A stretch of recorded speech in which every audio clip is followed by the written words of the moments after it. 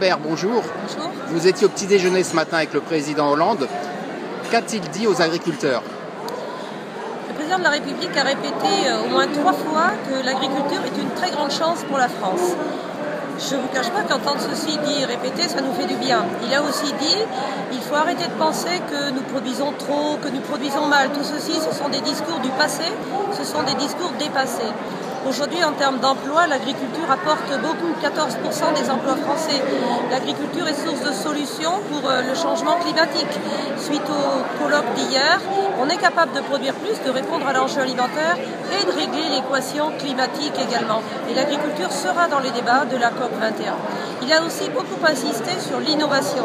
Il n'y aura pas de solution pour l'alimentation, pour l'énergie, pour la biodiversité, pour l'environnement, pour le bien-être animal, pour les nitrates, s'il n'y a pas de recherche, d'innovation. Et les recettes d'hier ne sont pas toutes les bonnes pour les problèmes d'aujourd'hui. L'innovation, la recherche, c'est essentiel. Il n'évacue d'ailleurs aucune d'entre elles, puisqu'il a parlé de technique, de pratique, de technologie, de biotechnologie.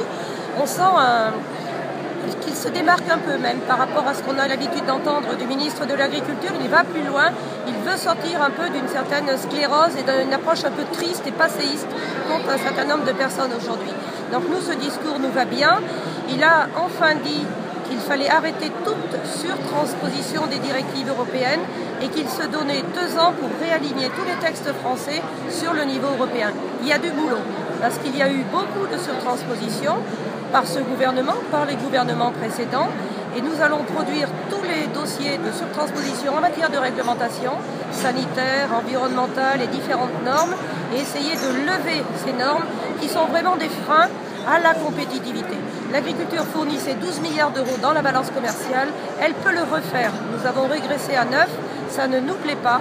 Nous voulons redevenir leader et le président a affirmé lui aussi qu'il avait besoin d'une agriculture dynamique, innovante et punchy. Merci beaucoup.